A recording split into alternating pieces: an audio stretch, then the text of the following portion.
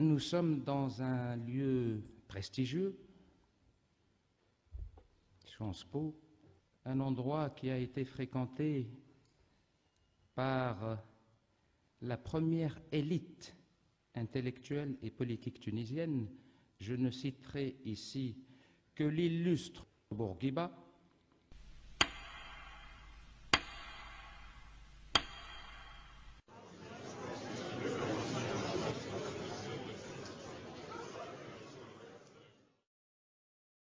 Demain, à partir de minuit, la campagne officielle débute en Tunisie. Elle va durer 15 jours. Certains vont dire qu'on sait déjà qui va sortir président et qu'il n'y a pas d'enjeu.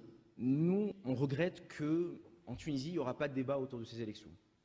Il n'y aura pas de débat en Tunisie et il y a beaucoup de probabilités pour qu'il n'y ait pas de débat ailleurs. Donc nous, en tant que membres de cette association, on a considéré que c'était un enjeu, on a considéré que c'était une actualité et qu'en tant qu'actualité importante, il fallait la traiter. Et comme l'a dit Selim, on est plutôt soucieux à Sciences Po du respect du principe du débat contradictoire. Donc c'est pour ça que vont venir sur cette chaire débattre avec nous des membres de l'opposition et des membres qui soutiennent, qui sont proches du régime ou du gouvernement actuel. Je voudrais commencer d'abord par vous remercier, mademoiselle Raïda Dougli et vous-même, pour l'effort que vous avez déployé pour la tenue de cette conférence combien importante pour nous, Tunisiens, parce que nous ne pouvons pas avoir ce privilège chez nous, fort malheureusement. Et donc nous sommes obligés de prendre les avions, aussi bien des représentants du régime que nous-mêmes opposants, pour débattre. En principe, ce genre de débat aurait dû et aurait pu avoir lieu en Tunisie. Mes prédécesseurs ont exprimé le regret de ne pas pouvoir organiser une telle rencontre à Tunis. J'exprime le même regret.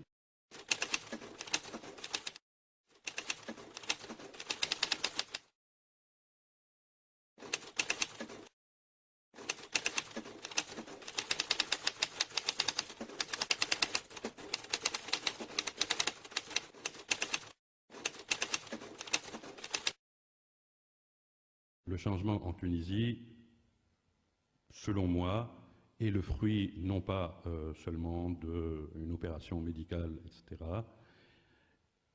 Le fait qu'il ait réussi, c'est le fruit d'un véritable pacte. Je ne parle pas du pacte national, du papier que tout le monde presque a signé, mais il y a un pacte beaucoup plus profond, social, qui a donné naissance à l'ère nouvelle. Ce pacte, c'est un pacte qui s'est basé sur 3 éléments principaux.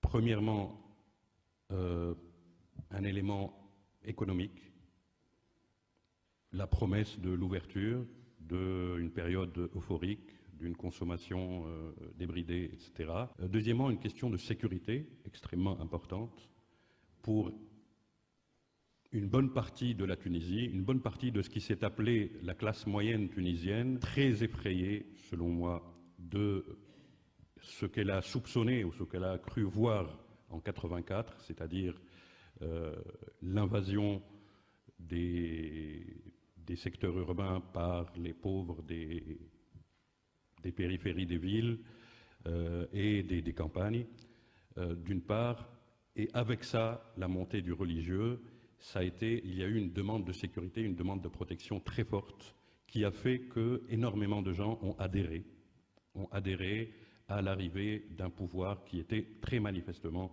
sécuritaire et annoncé comme tel. Donc, prospérité, sécurité, et puis il y avait également un discours sur une certaine ouverture, pas seulement économique, mais également démocratique.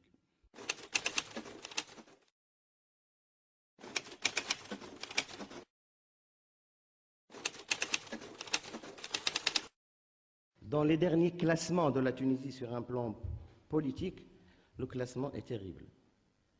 On ne retrouve pas la Tunisie dans les pays partiellement libres de tous les organismes qui s'intéressent à la question. Plus que cela, dans les pays fermés, autoritaires, tout ce que vous voulez, le classement de la Tunisie concernant les libertés publiques, concernant le contrôle d'Internet, concernant la liberté de la presse, quand vous retrouvez derrière vous la Chine et Cuba, vous devez vous poser des questions. L'administration ne connaît pas le sens de la neutralité politique. C'est une administration partisane. Celui qui veut ne pas perdre son poste, avancer dans les échelons, avoir ses droits, pour ne pas parler des privilèges, il a intérêt à prendre la carte de la cellule professionnelle. Et c'est ainsi qu'on est arrivé, dès le début du système, à domestiquer l'administration. Donc voilà un système qui verrouille par le droit, qui verrouille par l'intervention autoritaire de l'intérieur à travers les congrès extraordinaires, les communiqués où on retire sa confiance à une équipe dirigeante, où on verrouille également par l'argent et la redistribution de l'argent. Et il n'est pas rare d'entendre dire en Tunisie, par exemple par les associatifs, les militants des associations, qui sont apolitiques. Comme si être politique était contre nature, alors même que le propre d'une association est d'intervenir dans le champ public, d'être politique justement, de politiser la cause pour laquelle on se bat et de la verser dans le champ public pour en faire un débat.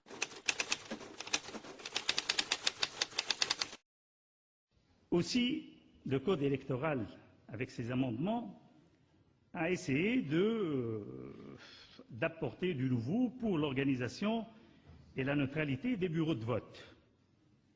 Il a diminué le nombre de bureaux de vote à cause des partis d'opposition qui ont émis le souhait de limiter le nombre afin de pouvoir donc avoir des observateurs dans chaque bureau de vote. Toutes ces réformes dont nous parlent sont des réformes cosmétiques formelles. Pourquoi? Pour les bureaux de vote, nous avons un record mondial, monsieur. La Tunisie, proportionnellement à ce nombre d'habitants, nous avons entre 13 000 et 14 000 bureaux de vote. Les normes internationales font que les bureaux de vote sont entre 1200 et 2500 électeurs. C'est Simon Stra qui disait que la formule suivante, qui résumait un peu la manière dont ces élections se déroulent. Dans les pays démocratiques, le vote est secret et le dépouillement public. Et en Tunisie, le vote est public et le dépouillement secret.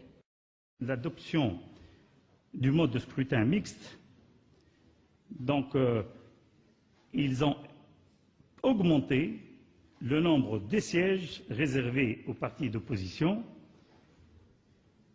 Je veux uniquement vous faire un petit tableau où, en 1994, il n'y a eu que 19 sièges pour l'opposition. En 1999, 34. En 2004, 37. Et en 2009, il prévoit 53 sièges, c'est-à-dire 19 sièges en plus. Donc, ce qui fait à peu près dans les 25%. Et bien entendu, ça c'est le minimum, mais si un parti d'opposition gagne les élections dans une circonscription, toute sa liste, donc il peut avoir plus que ça. Cette loi est une loi qui doit être absolument refusée par l'opposition. Elle leur enlève toute crédibilité, parce que pour les Tunisiens, leur présence dans le Parlement ou leur présence dans les institutions de l'État, ils ne la doivent pas à leur propre combat, mais la doivent à cette attribution d'office de sièges, soit au sein du Parlement, soit dans les conseils municipaux. Et je vous fais remarquer qu'à l'exception, je crois, d'une seule initiative des parlementaires de Tejdid, il n'y a eu aucun projet de loi émanant d'un parlementaire. Pourquoi est-ce qu'on a instauré une chambre des conseillers? Il y a des gens qui vont vous dire qu'elle a été instaurée pour proposer des postes à des gens dont on voulait se débarrasser. Est-ce que, je suppose que vous allez me dire non, mais est-ce qu'elle a une utilité, cette chambre des conseillers? Elle est utile du fait qu'elle donne son avis sur les textes de loi qu'on présente pour les voter. Elle peut être utile aussi comme un champ d'action pour les partis d'opposition s'ils sont représentés à cette chambre de conseillers. Mais pourquoi une deuxième chambre? Ah, Est-ce que ça veut dire que la première fait mal son travail? Écoutez, monsieur, demandez à qui a instauré cette deuxième chambre, pourquoi il a instauré cette deuxième chambre. On lui lance le l'invitation. législateur.